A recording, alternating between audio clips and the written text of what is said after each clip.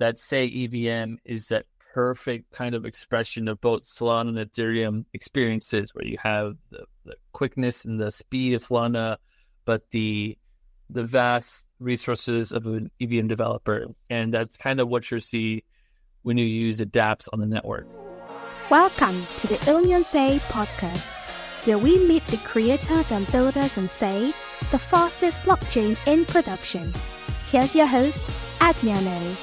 In this episode, we are talking to Ejaz, the developer experience lead at Sei.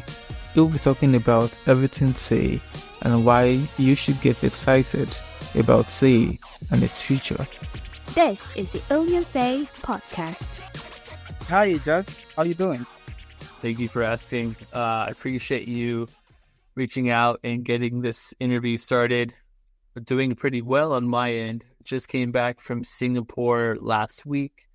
I was able to be ambassador for the Sei Foundation at Token 2049. Went to all the site events, met great builders, met great founders. So it was a great time. And I was grateful to be able to go to Singapore all the way from the US. So had a great time.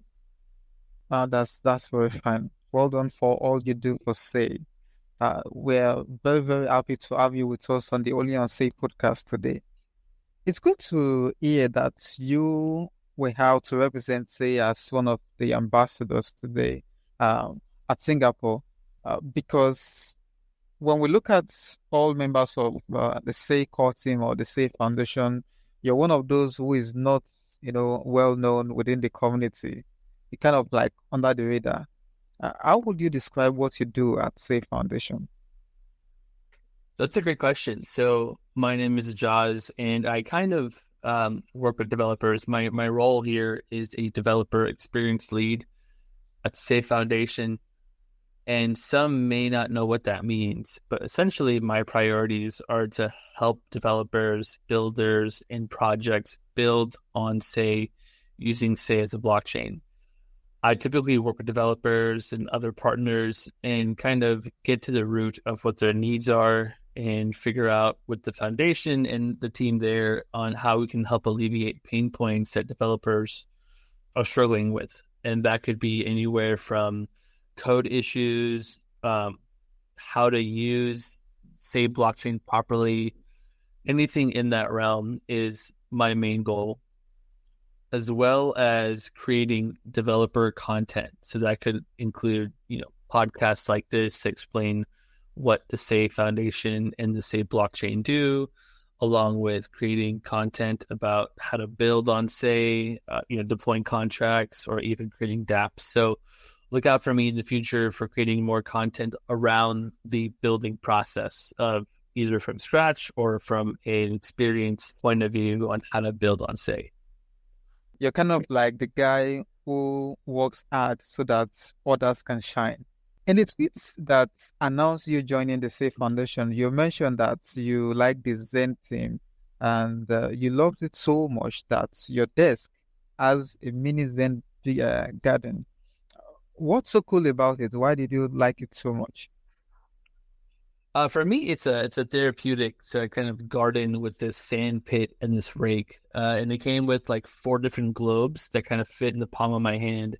And each of them have a different groove, so you can kind of maneuver it around the sand and create patterns. It's actually very therapeutic. One of them is actually a red color, and it has the same grooves as the same logo. So it's crazy that there's this, Sei logo that's in my hands, and I can kind of play with it and kind of interact with it. But the Zen Garden kind of allows me to transform my mind into a different place, and I can kind of collect my thoughts in a busy life. In this world we live in, we're constantly, we're terminally online. So finding some time for myself just to kind of meditate and think through and kind of, if I have an issue I'm dealing with that's kind of technical focus, I can kind of take a moment to think about it. I'm actually a huge proponent of taking mental breaks, and the Zen Garden is a reminder that, it takes a deliberate effort to think clearly. And it's kind of why I was so drawn to Sei, because of that Zen Garden and kind of that atmosphere of being at one with yourself, but also being able to provide service to others. So it's something that's very near and dear to me. Wow, that's amazing. Thank you for sharing that with me today. If I'm not mistaken, it's been more than 4 months since Sei V2 went live. What would you say has been the highlight of Sei V2 for you? How does it stand out, especially when you compare it to several other blockchains around today? That's a great question. The main important thing I'd like to say on this is that Sei V2 has been wonderful because it's brought a lot of curiosity from EVM developers who are trying to also understand what's going on with the native Sei original blockchain before the V2 launch. And as well as a lot of those projects, they struggled early on with the pain of dealing with transactions that were slow. And I think prior to the V2 launch, they kind of had that happen pretty frequently. And now Sei has established itself as a fast EVM chain that also runs with that native Sei execution. So to summarize, really, it's the speed of the blockchain as well as the familiarity with the EVM process. So those are the main highlights, I would say, with why Sei V2 has been so great so far and why it stands out. And obviously, the community has been fantastic. I believe the community is one of the main highlights of the entire blockchain. And if you're not already involved, get involved, meet the people. The community has been fantastic. I think without a community, a blockchain doesn't get to strive and thrive. I think with both of those combined, with the speed of the blockchain and the wonderful community, I think that's one of the best parts about Sei V2. I like that. That's pretty cool. And that is why many are so keen to try out the first parallelized EVM network out there. Let's say for a developer now, what's the experience like moving from Sei V1 to Sei V2? And then for those who are looking to build on Sei for the first time, do they have to write two separate codes for V1, V2, or they just write one code that keys into both sides of Sei? So for V1, a lot of those contracts, or all of them, were written basically in Rust, in kind of the cosmosm of the native Sei execution. For V2 came the EVM. So if you were to kind of take your contract or your wallet address, essentially to go from V1 to V2, it's as simple as a click of a button, as both users and developers can link their wallets from both addresses on app.sei.io. And the interoperability between EVM and Sei allows builders to use both without having to write additional code. So if you're an EVM developer, you can bring that code in. If you're a developer that used the old Rust, that's also possible as well. So that's not a concern if you're looking to build on Sei, is to rewrite code. If you already have something that works, it's plug and play. Amazing. So for all of developers out there, or those who are aspiring to become developers looking to build on a chain that can handle huge transactions without any issues at all, Sei is the way. And you can start by visiting sei.io, where we have all the developer documentations that kind of guides you to whatever you need to do. And you can also join the Sei Discord server. There's this weekly meeting with developers. You can key into, you learn from them. You can grow as a developer while also doing stuff that people love. Keying into the active and vibrant community we have here on Sei. One other blockchain, I'm being specific now, that people compare Sei with is Monad, because they are both parallelized EVM. How would you compare Sei with Monad? That's a great question. So Sei V2 is really bringing kind of the A games to the table. And they're not just focusing on one thing. They're kind of juggling multiple virtual machines. They're kind of updating their storage, and they're really rolling out the red carpet for developers. It's kind of like this is a new built-in Swiss Army knife for blockchain. So Sei is also giving a big wink in to finance folks and Ethereum and Solana developers. It's like they're saying, "Hey, come on over. The water's fine," because they're making it so easy for developers to, who are comfortable with Ethereum, just hop on board or comfortable with EVM essentially.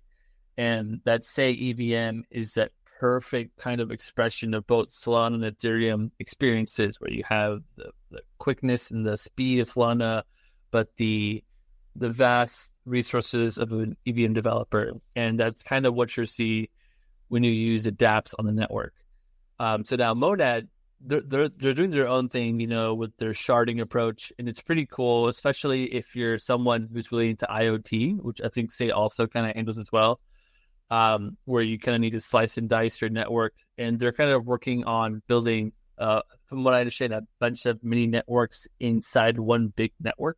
So I think it's just depending on what you're trying to build. I think Sei kind of has an advantage just because it's already on mainnet and it's already been a place for developers to already build EVM and COSM contracts and dApps well. So I think that's the main difference, is that, if you're looking for more IoT stuff and that's a focus for you for sure, I mean, Monad is probably a good place to try, but I think Sei has everything you can. Being that Swiss Army knife for blockchain, if there's anything you want to build between DeFi or NFTs or gaming, Sei is the place to be. Yeah, I like to be in the place where I should be, where I can have, like everything. What would you say to someone who is new to crypto or Web3 for the first time, who is looking to use Sei as their first blockchain experience? What would you say to someone like that? That's a great question, because I think that's, who we're looking for. And those people are probably so used to the Web2 experiences, with those apps and websites. And I think with Sei, there's no lag time between your experience. Sei is ideal because of A, the user-friendly onboarding, B, the wallet's really easy to set up, and there's tons of guys to get going, and C, the community is fantastic. So if you find yourself having questions or issues, there's people who are more than willing to hop on a call with you to help you guide yourself. Sei is kind of like a 5-star hotel, where there's people on our team on the foundation side who will go out of their way to make sure you're able to do what you want to do and you don't have any issues. I think that bespoke experience allows people to kind of feel like there's actual people to help me through this process.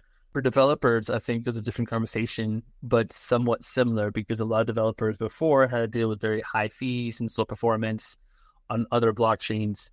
So if you're a developer who's been on the old blockchains looking for something new, I think Sei is the perfect place for that developer experience, because we kind of provide that Web2 experience as well, but on a Web3 situation. So if you find yourself, on the Sei native or EVM execution environments, it's like you can work with both. And I think that's a crucial situation. We at the foundation believe that interoperability is the key for inclusion. And then there's the twin turbo consensus mechanism, which is my favorite part when talking about Sei. Now, how would you explain it to the average person? That's a really great question. And I kind of want to create an analogy that might be helpful. So this might be a long tangent, but just stay with me here. So I want everyone to pretend that you're running a big family reunion and that you are the organizer, right? And so you're explaining to everyone how this potluck works, and that everyone has to bring a dish. So I'll give you a scenario how typical blockchains work, and then I'll give you a scenario on how that twin turbo works. So in the first traditional blockchain version, in this scenario, kind of everyone brings a dish, and that's kind of like submitting a transaction. And as an organizer, you have to make a list of all the dishes. And this is pretty much like creating a blockchain or a block. And so the next thing to do is to propose a block. But in this situation, you have to read out the entire list to everyone, which takes time. And then everyone has to check on their list that each dish is on the list before they can eat. And this is what we call validating the block. And now once after everyone agrees, then you start eating. And you might say, hey, I can already find some places where there needs to be more efficiencies. Well, now Twin Turbo is the version where people RSVP while they tell you what they plan to bring, right? This means that they're broadcasting in advance. So during the party, instead of reading the list, you say, I have Jay's tacos or I have Jeff's chicken. At this point, everyone knows what they're going to bring because they already heard about the situation during the RSVP situation. And this is very interesting. This is what I would refer to as an intelligent block propagation. And then while people are still conforming the lists, as this process is happening, the hungry people start setting the table and they're getting ready to eat. And this is what I would call the optimistic block propagation. And now that we're on the final part, to reach that instant finalization, as soon as everyone agrees that the list is good to go, you start eating.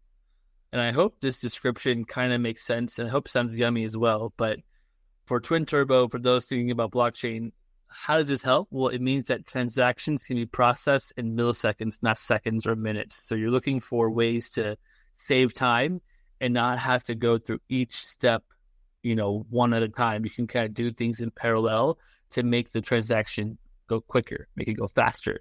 And so this experience is instant, like a website or an app. So this also allows the blockchain itself to handle more transactions in a given time period. So I hope that helps. Oh yeah, it does. Absolutely. It's just all about, speed and efficiency.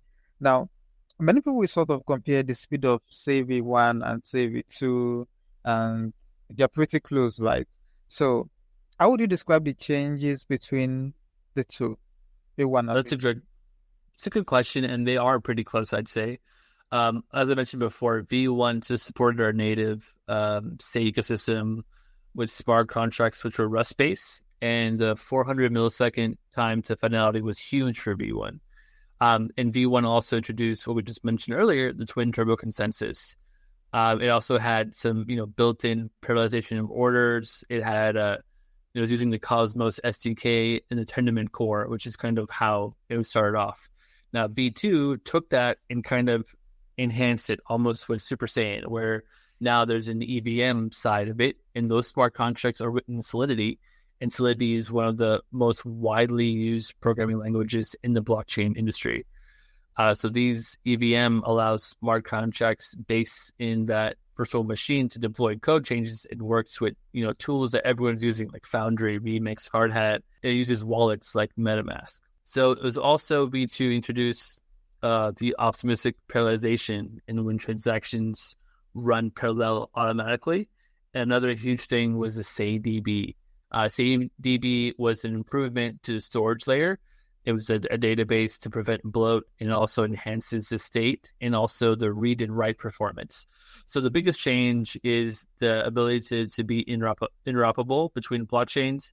And this is kind of important for allowing communication between both the EVM and the native state components. And that's one of the biggest things between V1 and V2.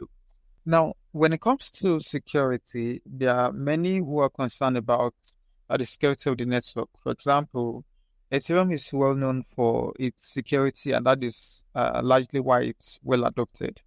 What can you say about Sei Network in terms of security? Great question again. Sei originally was proved to be well secure with its use of the Tendermint consensus and WebAssembly for smart contracts. Validators were encouraged to kind of use HSM, which is basically a hardware security module. And that's what helps managing any digital keys for their wallets, as well as their options as well to use a multi-party computation service, which is called MPC as well.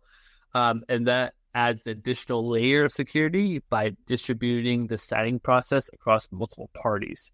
So those are pretty huge in terms of keeping the blockchain secure. And then Sei also employs a Sentry node architecture, and that's kind of to defend against DDoS attacks. So they're kind of make sure they're secure on not just a Web3 layer, but Web2 layer as well. And then for those who are potentially validators and they're misbehaving, Sei does have a slashing mechanism in place that when those validators are double signing, they'll be penalized because they'll be losing a portion of their stake tokens, and kind of having that misbehavior just doesn't align with the security of the blockchain. So there are different levels of security on all parts of the interaction of the Sei blockchain. Yeah, very important indeed. Now, especially in this ever-evolving world where there are a lot of exploits here and there, almost every day being reported. Uh, Being a bit more specific about Sei now. Now, where do we stand? Some people think that Sei is just a gaming chain, especially with focus on gaming now. But when it comes to NFTs, we are there. We're like, yeah. And then with meme coins, we are super Saiyan. Even with DeFi as well, with CVL over 200 million USD as of a couple hours ago. I don't know now. So that's just going up and to the right. Some blockchains are specific to a particular niche, but for Sei, where does Sei stand compared to other blockchains in terms of focus on specific industries? That's a good question. The focus is also very important to understand, why certain blockchains do certain things. Sei originally started out as being optimal for trading assets or DeFi essentially, and it still is, to be honest. That hasn't changed. It's probably gotten faster or better. I believe Sei is designed for dApps at any category and any complexity. This includes like complex dApps where they require speed, execution to imitate the experience that we have become accustomed to in the Web 2, that could be a social app, a financial app, a game, or anything in between. So this includes all the NFTs, the DeFis, the gaming. I think all those are huge parts, and I think they're designed for all of those. There's not one that we aren't for. I think we're very inclusive, and it's a general purpose layer one. So I think it's important to think about that general purpose layer one. I would love to see other games and apps being built that resemble apps that we have now, like a Google Maps or a Slack or Delta or Southwest. All those apps are completely possible on the Sei blockchain because its capability to host and manage apps of such size and complexity. Even if it's like a Netflix, I think any app or dApp that's possible, I believe Sei can handle. Awesome. I was going to ask you the question about what you like to see built on Sei. You want to say something more regarding that?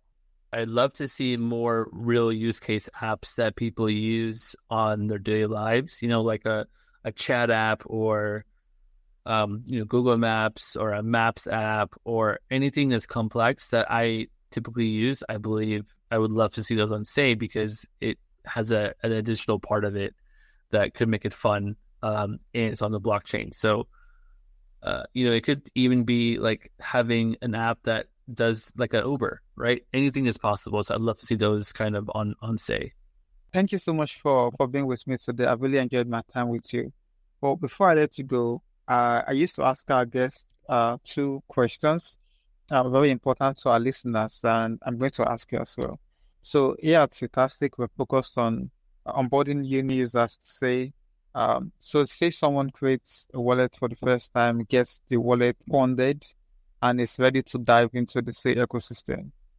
What is the first thing you recommend the person to try out on Sei? The first thing I would do is go to app.sei.io and make sure you link your wallet so you can play on both sides of the EVM as well as the native Sei. From there, I would go to our ecosystem page where, there's a couple of DeFi apps like Dragon Swap and Silo where you can kind of start playing with and understanding how those dexes work as well as, staking your Sei. Another one would be the Palette Exchange if you want to contribute to the NFT community and see what the vibe is there. And I think once you hit that page for ecosystem, you can kind of find all the potential gaming apps, NFTs, consumer apps. Even if you're interested in data, there's so many options here. It just depends on what you're in the mood for.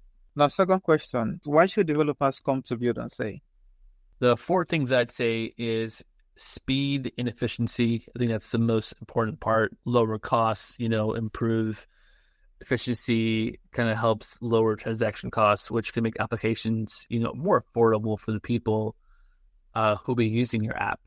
Scalability is very important. So having, a optimized consensus mechanism that we have here, it can enable high volume of transactions and making it suitable for applications that need to scale. And the last thing is obviously the DeFi advantages that happen at Sei make it a great example for developers who want to create DeFi and using Sei to do so. As some of the things that developers can build, obviously there's, advanced DeFi protocols like flash loan services are great ideas, or, other high frequency trading platforms. The one I'm excited about is finding more real-time applications, whether that's like, a live auction platform like an eBay, or gaming application that includes gaming economy, something of that scale as possible. I mentioned IoT, Sei is perfect for that as well. Supply chain, social media apps, NFTs are great marketplaces to build those out as well. Love to see something in the decentralized identity solution side as well. And obviously you can kind of create bridges of whatever you want if you wanted to, but there's so many more options you can build on Sei. It's really up to you and your imagination. It sounds to me like the ultimate blockchain is already here, and that is Sei. Like we mentioned earlier, you can get started by visiting sei.io. Yeah, it's fantastic. We're doing the best we can to educate users, both from the end user perspective and even as developers as well, through free courses. Right now, our website is under construction because we have to do some reworking. So in the next few days, hopefully you get to see the courses we have before now. We have the Getting Started on Sei, which is really helpful for new users setting up your wallet for the first time, pointing you to different dApps, DeFi to NFTs, then coins that you can try out.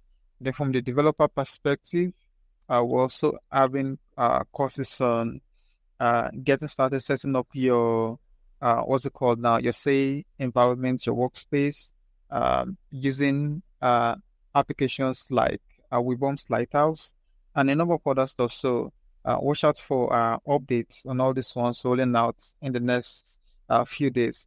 Thank you so much, Ejaz, for being with me today on the Only on Sei podcast. I've really enjoyed my time with you. And I'm hoping to talk to you someday soon, especially on other developer-related stuff down the line. Yes, it was a genuine pleasure to talk to you as well. Please don't hesitate to reach out for any developer-related conversations. I'd love to support you in however I can. Thank you again for having me, and I really appreciate this opportunity to talk about the Sei blockchain.